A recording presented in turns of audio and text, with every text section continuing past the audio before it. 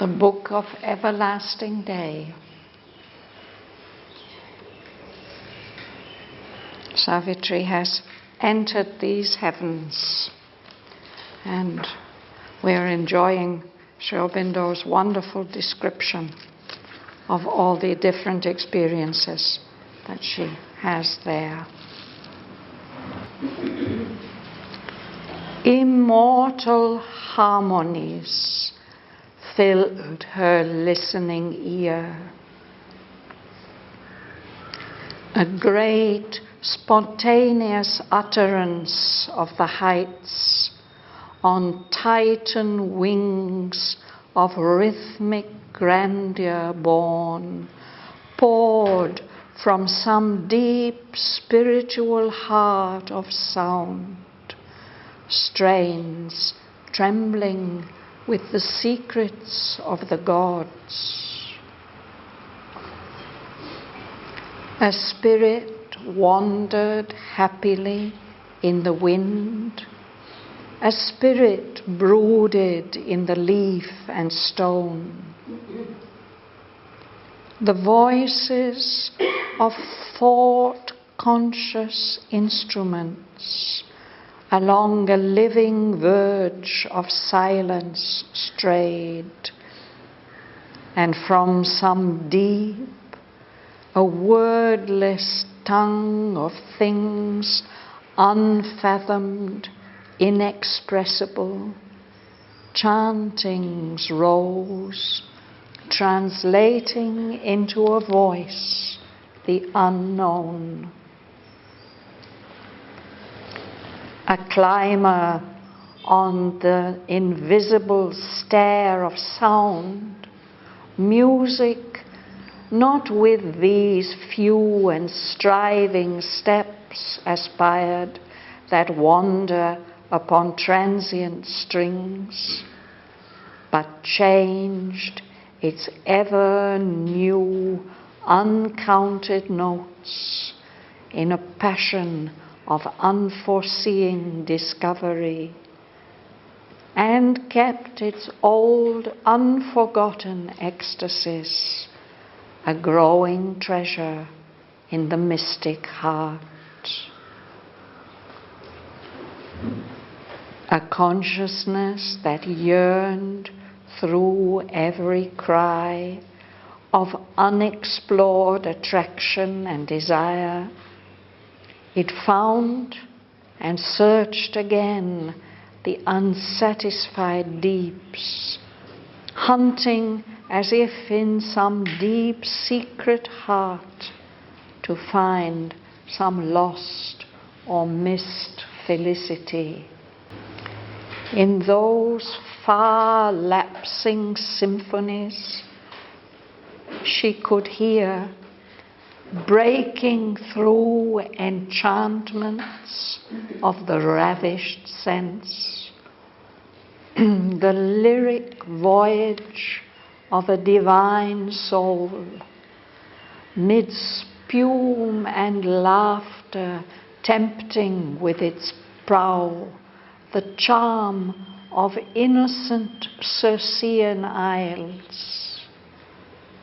Adventures without danger, beautiful, in lands where siren wonder sings its lures from rhythmic rocks in ever foaming seas. In the harmony of an original sight, delivered from our limiting ray of thought and the reluctance of our blinded hearts to embrace the Godhead in whatever guise, she saw all nature marvelous without fault. Invaded by beauty's universal revel, her being's fiber reached out vibrating and claimed deep union with its outer selves. and on the heart's chords made pure to seize all tones, heaven's subtleties of touch, unwearying, forced, more vivid raptures than earth's life can bear. What would be suffering here was fiery bliss. All here but passionate hint and mystic shade, divined by the inner prophet who perceives the spirit of delight in sensuous things, turned to more sweetness than can now be dreamed.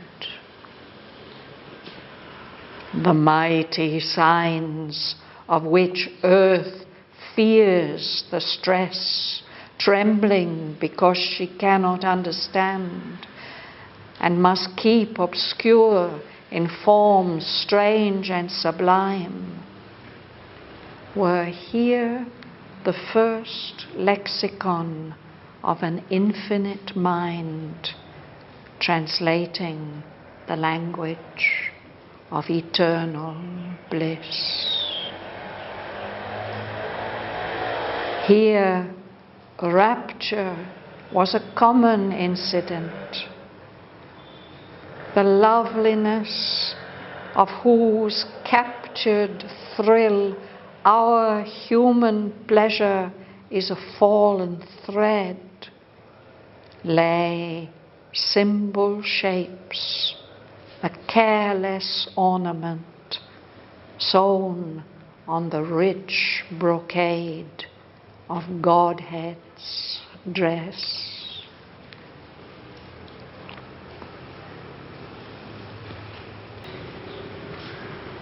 These lines are not easy for us to grasp.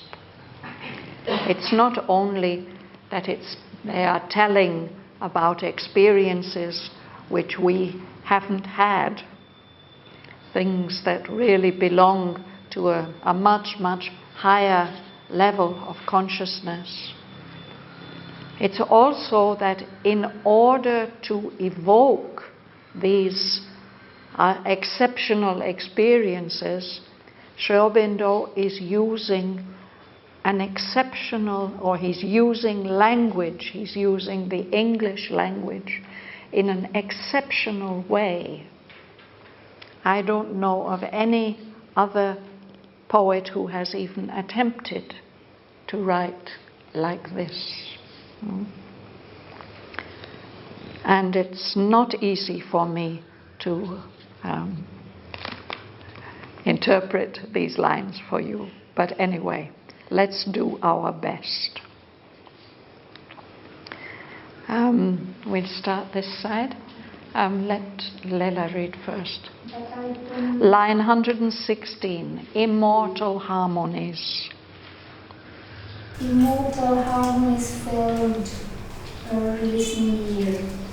A great spontaneous utterance of the heights, untitled wings of rhythmic grandeur born poured from some deep spiritual heart of sound, strains trembling with the secrets of the gods. Yes. So of course she was hearing birds singing. There were sounds there which we read about before. But here, this seems to be a kind of music which is coming down out of the sky. Immortal harmonies. Harmonies which cannot die. Filled her listening ear. A beautiful, complex music. He says that music is a great, spontaneous utterance of the heights.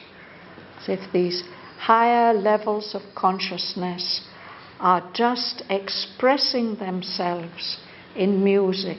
or in song. Utterance, it means an expression, something that gets expressed. This is a great spontaneous utterance from the heights. It's not music that is written down or that has been learned. It's just something that flows out as an expression of that higher consciousness. And it seems to be carried, to be borne on wings of rhythmic grandeur. So there's not only just a line of melody or a series of notes, there's also a powerful rhythm, like wings beating. And he says these wings are titan wings, superhuman, huge wings.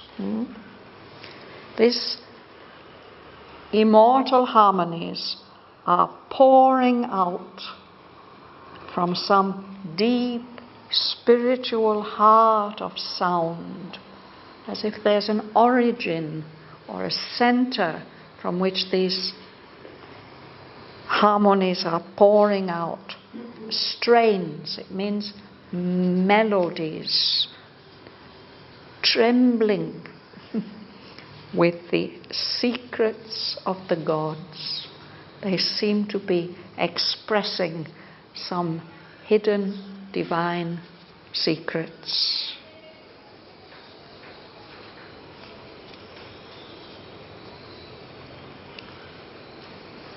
Dhanalakshmi. A spirit wandered happily in the wind. A spirit brooded in the leaf and stones. The voices of thought-conscious instruments along a living verge of silence strayed, and from some deep, a wordless tongue of things, unfathomed, inexpressible, chantings rose, translating into a voice the unknown. Yes. So there in this heaven of everlasting day, there seems to be a presence in all the beings, the forms. So even in the wind, there's a spirit wandering, a happy spirit wandering in the wind. A spirit is felt in a kind of deep meditation, brooding in the leaf and in the stone. There's a presence there.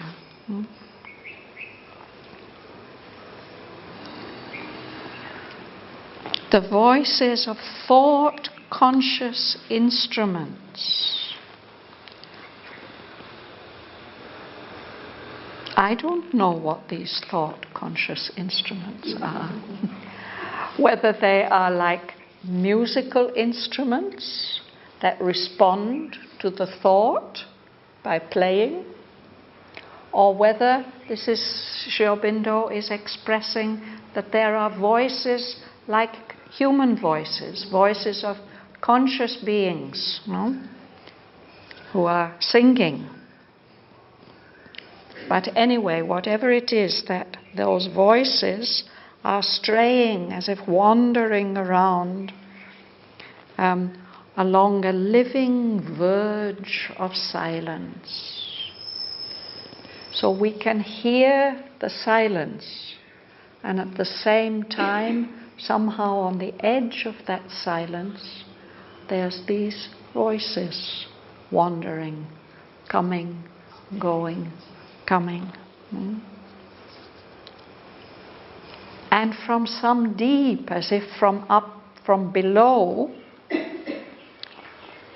there's a tongue of things that's expressing those spirits in objects, but it doesn't express in words. It expresses things that are so deep, they're unfathomed, they can't be measured, they can't be expressed.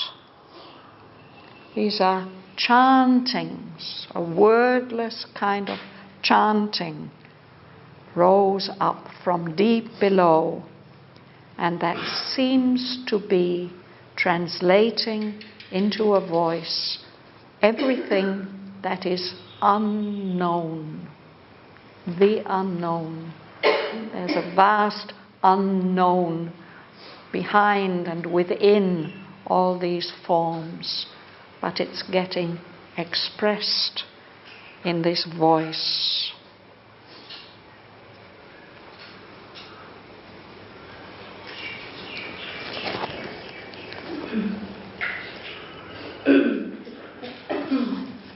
Climber on the invisible scale of sound, music not which this new and striding steps aspired.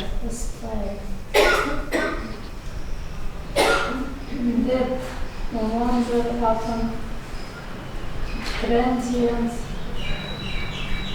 strings, but changed its ever new, uncounted notes in a passion of unforeseen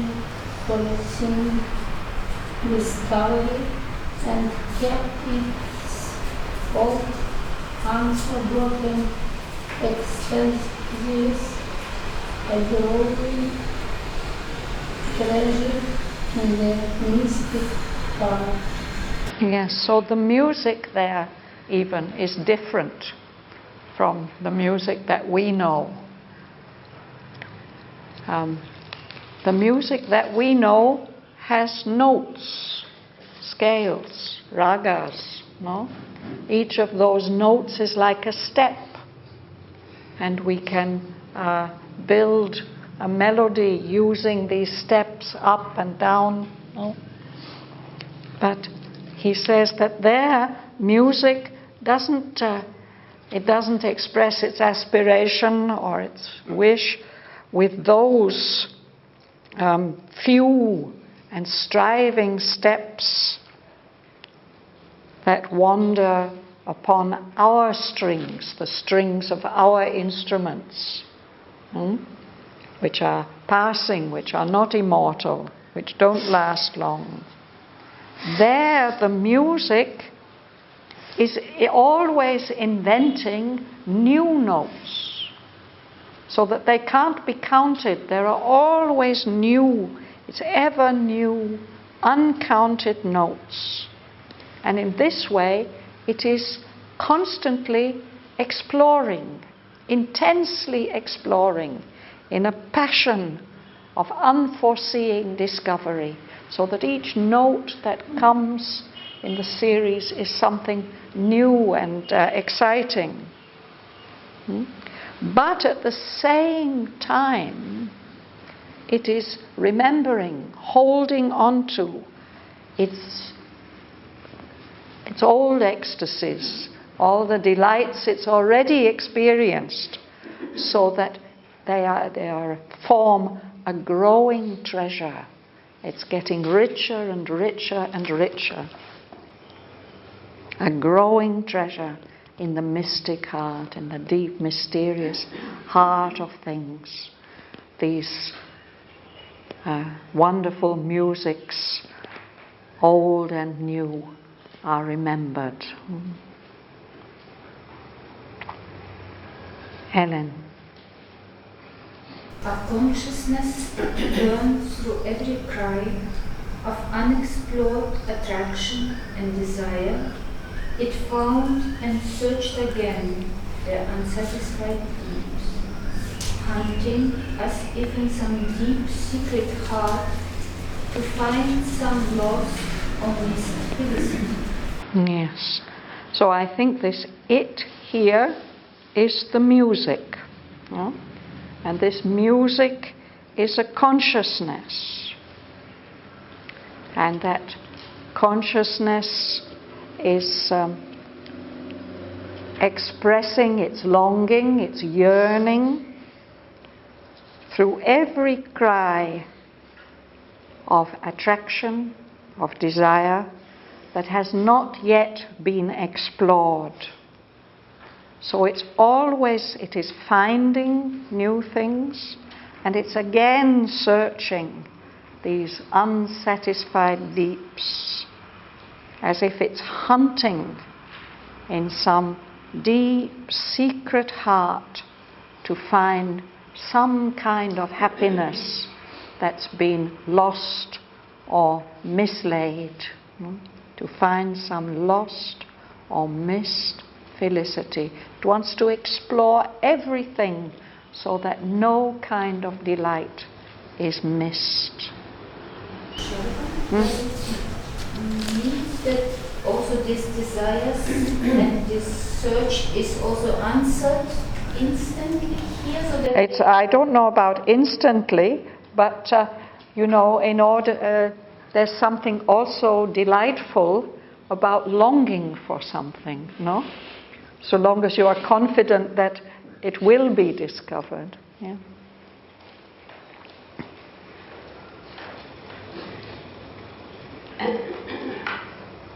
Martin. In those far-lapsing symphonies, she could hear, breaking through enchantments of the ravished sense, the lyric voyage of a divine soul, with fume and laughter, tempting with its brow, the charm of innocent Circean isles, adventures without danger beautiful.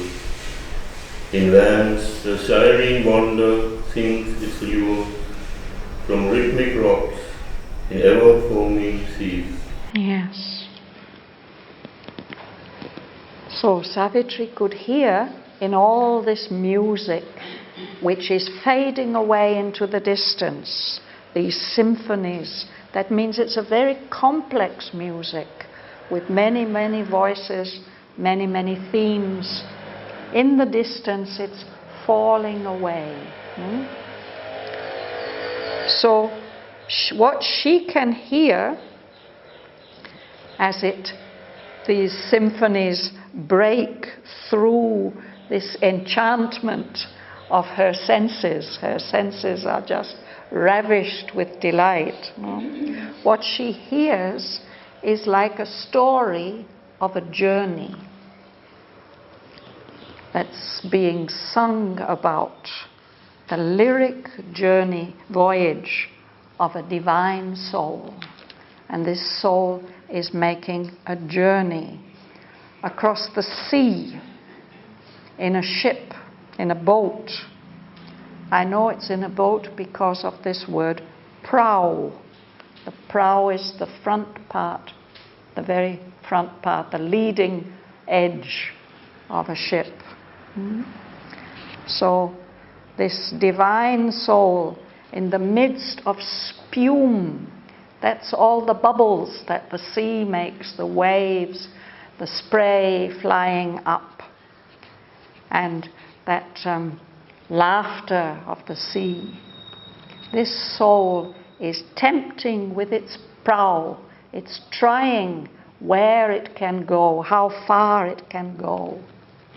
And it is tempting the charm of some islands. He says they are innocent Circean isles. So this image of the sea, the ship, and then this mention of Circe reminds us of the old Greek epic of Ulysses, Odysseus. The Odyssey.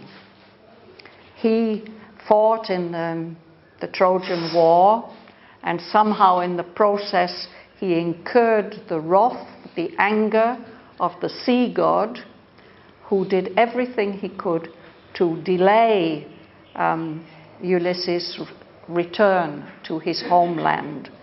So he had many, many adventures and before he finally reached home. And all these adventures are told in this ancient Greek epic by the poet Homer.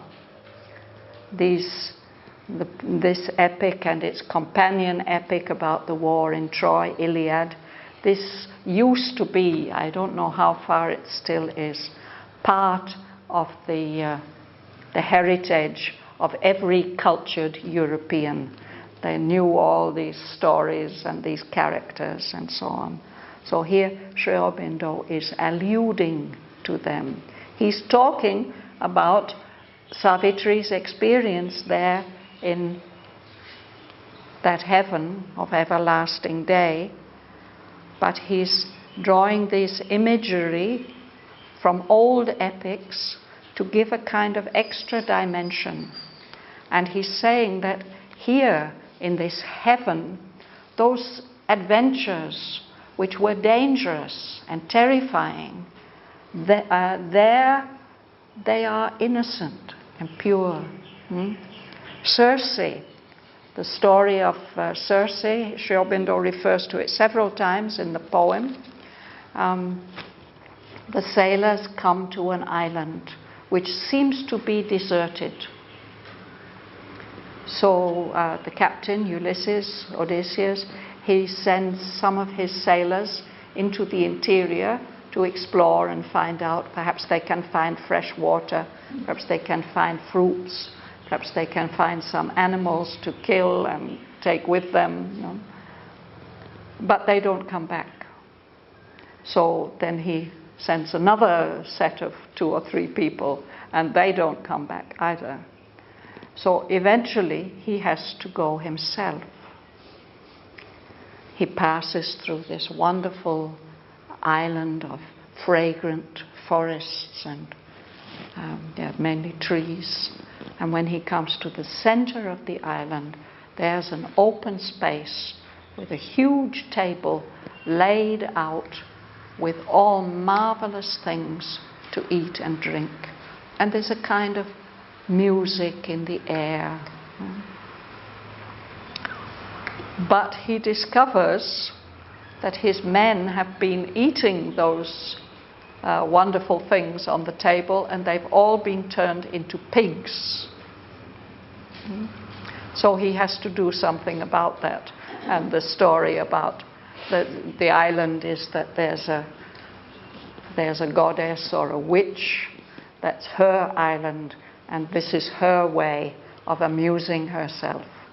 And he has to find a way to get her to release his men so that they can continue on their journey. So anything that is Circean is magical, but this is an innocent magic. These islands which here are being suggested, that the divine soul is traveling through these innocent magical islands. There are adventures, but they are beautiful and without danger, in these lands. And another adventure which Ulysses had, perhaps after visiting Circe, perhaps she warned him, at least he was warned in advance, that on his way to his own land, he will have to pass these rocks where the sirens live. These are kind of beautiful women, spirits, who sit on the rocks all day, combing their beautiful hair and singing. And the sound of their singing is so enchanting that anybody who passes near there will sail towards them and get shipwrecked. It's a dangerous attraction. So Ulysses is forewarned, but he wants to hear those sirens.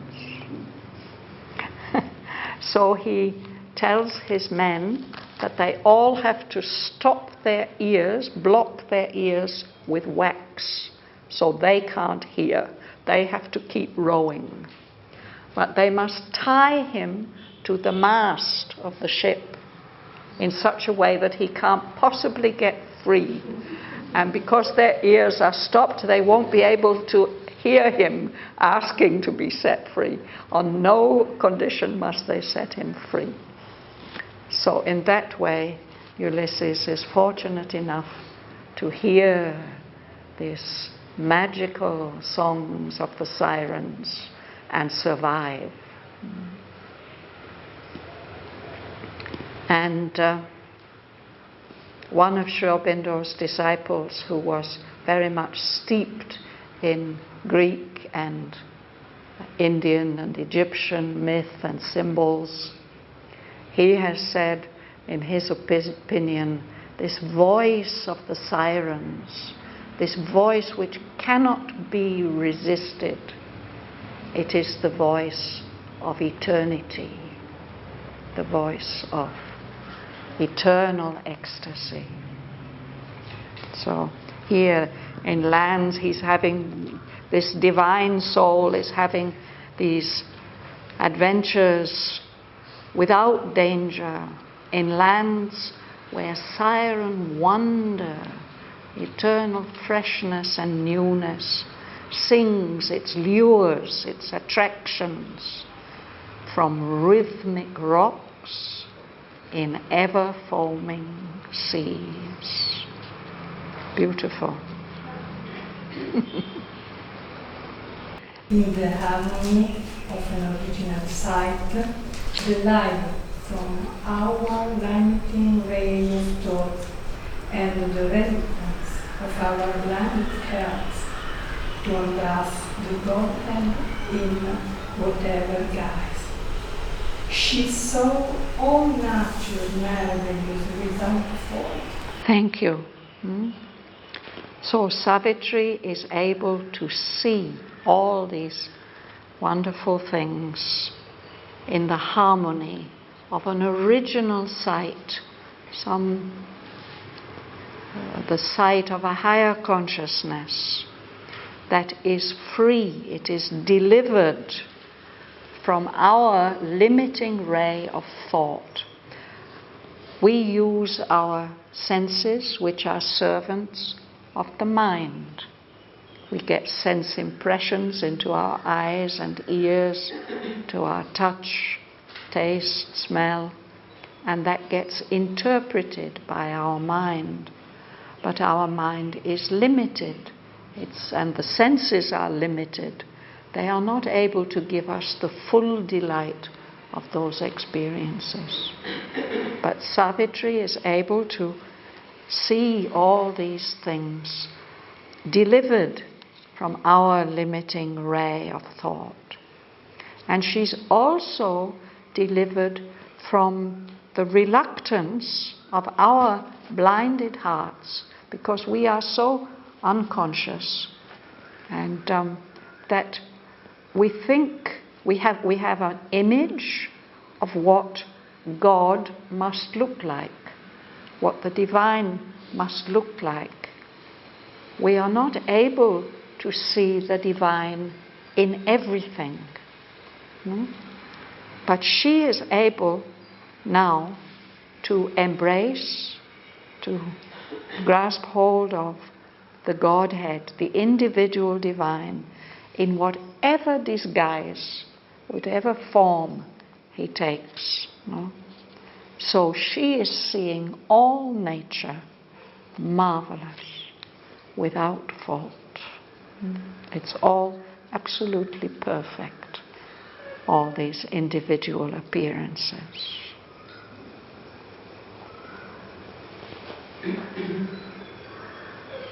Invading a beauty's universal realm, contains farther reached our vibrating, and claim deep union with his outer self, and on the heart's chords made pure to say all tones. Heaven's activities of touch and wearing forces, more vivid raptures than earth's life can bear. Yes. So Savitri's whole being is being invaded by all these impressions and perceptions of this universal revel, this enjoyment, this delight of beauty all around her. And in response, all the fibers of her being, of her substance, all the substance of her being, all the different levels, reached out, vibrating, and claimed deep union with its outer selves. She saw all these things that you could say are outside her body as other selves of herself, outer selves, and she is identifying herself with all these things, with a sense of union, identification, oneness with them all. So that reaching out, it's like a kind of touch, a sense of touch. So she experiences something in her heart, her heart's chords. Sri Aurobindo often uses this word in connection with the heart. We have this expression about the heartstrings, no? He refers to the heartstrings as if they are strings of a musical instrument. So something is touching the chords of the heart, and the heart has been purified, so it's able to respond to all tones, every kind of feeling, touch, emotion, experience. What she's feeling are heaven's subtleties of touch, playing on her heartstrings. Unwearying, it goes on and on and on. This is forcing her to more vivid raptures, much more intense feelings of delight than our earth life can bear. We wouldn't be able to bear the intensity of those subtleties of touch that Savitri is feeling.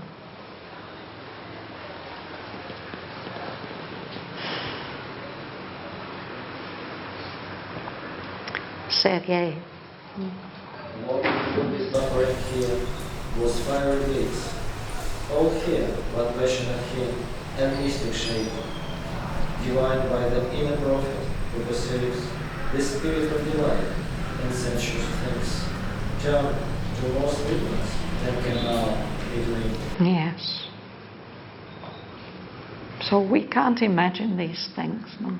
That what would be suffering here, pain or grief or anything like that, there it's experienced as an intense form of bliss, fiery bliss.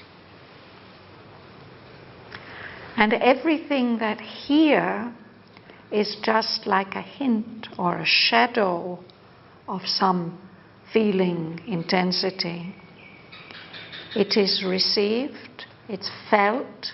Divining is a kind of subtle sense. We talk about water diviners. These are people, we have people like this in our villages who can walk across a field and tell you, here you can dig your well. Here there's water underneath. They know it by some kind of subtle sense impression. That way of subtle feeling is called divining. So he says, within the being, there's a prophet who has that capacity of subtle sensing. And it divines what here would just be such a slight impression. But that prophet perceives the the spirit of delight in these sensuous things, these sense impressions. So this then that turns those experiences to more sweetness than can now be dreamed. We can't even begin to imagine that sweetness. of those touches. Shraddhavan, Yes? could you please explain a little more what would be suffering here was fiery bliss?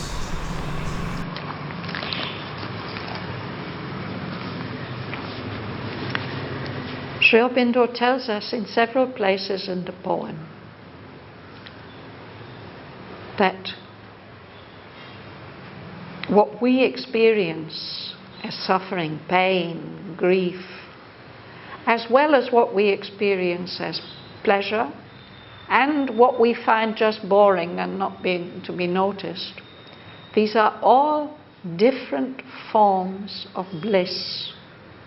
And within us, the soul experiences the bliss of all those things, all these different tastes, rasas, the different rasas. So here he's giving a hint of that what would be suffering here is a very intense form of bliss.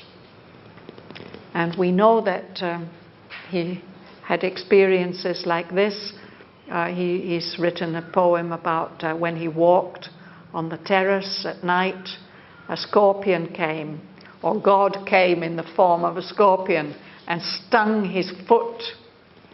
So he said the body cried out in pain or experienced pain, but the soul within felt the divine touch and was delighted. And when he had that accident and fell and his thigh was broken, there he said his whole effort was to turn that intense pain into ananda, into bliss. He knew it could be done because when he was in prison in Alipore, there were some particularly fierce ants in his cell. And he said, I know that pain can be turned into bliss. Does that answer your question? Yeah.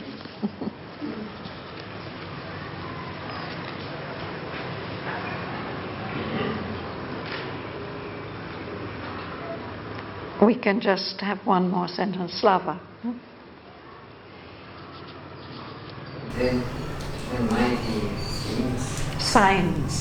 the mighty signs of which earth feels the stress, trembling because she cannot understand and must keep obscure in forms strange and Sublime.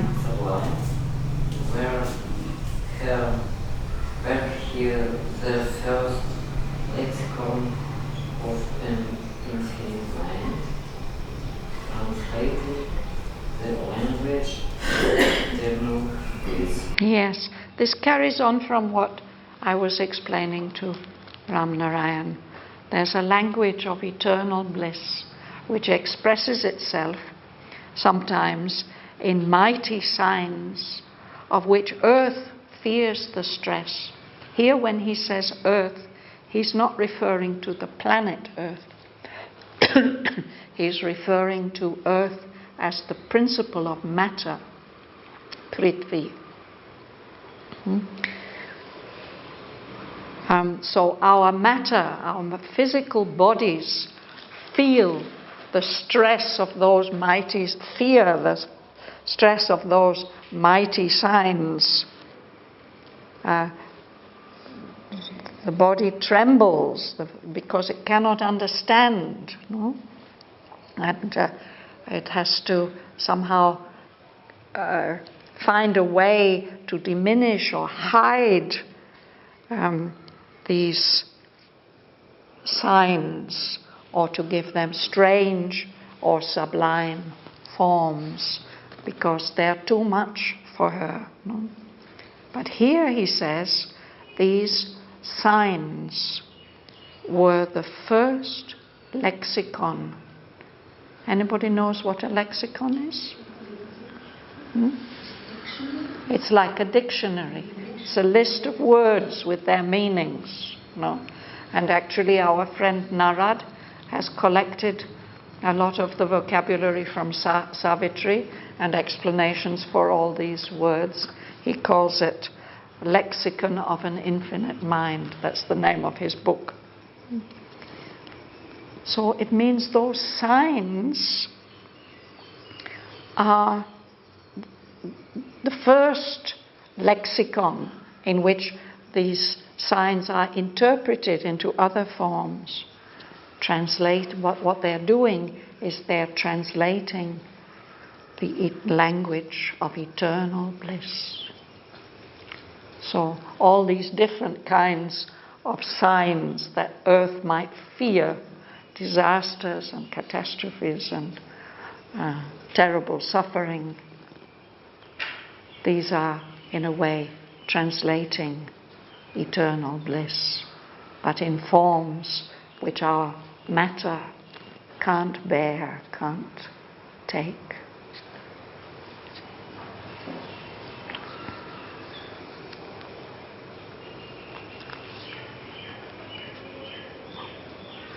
I think we'll stop there because the next sentence is even more difficult. So I hope you got some of the hints, some hints of the amazing richness of this poetry. Let's now try to read it in a way that we can hear some of the beauty of the rhythms, some of the subtlety of the rhythms. Try to think about what the words mean, what the lines mean as you utter the words.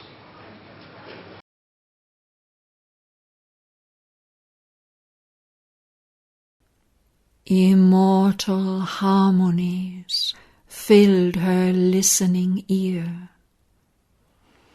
A great spontaneous utterance of the heights, on Titan wings of rhythmic grandeur borne, poured from some deep spiritual heart of sound. Strains trembling with the secrets of the gods. A spirit wandered happily in the wind. A spirit brooded in the leaf and stone. The voices of thought-conscious instruments along a living verge of silence strayed, and from some deep, a wordless tongue of things unfathomed, inexpressible, chantings rose, translating into a voice the unknown. A climber on the invisible stair of sound, music not with these few and striving steps aspired that wander upon transient strings, but changed its ever new uncounted notes in a passion of unforeseeing discovery, and kept its old, unforgotten ecstasies, a growing treasure in the mystic heart. A consciousness that yearned through every cry of unexplored attraction and desire, it found and searched again the unsatisfied deeps, hunting as if in some deep secret heart to find some lost or missed felicity.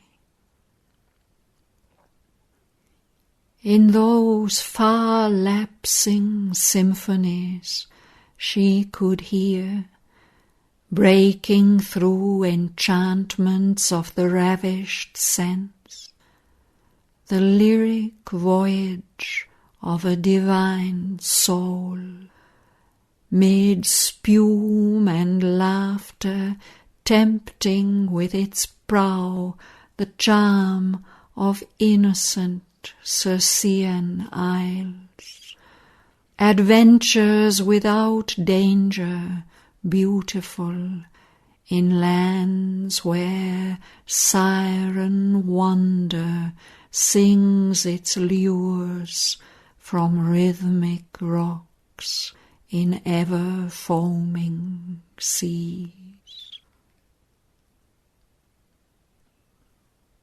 In the harmony of an original sight, delivered from our limiting ray of thought and the reluctance of our blinded hearts to embrace the Godhead in whatever guise, she saw all nature marvelous without fault,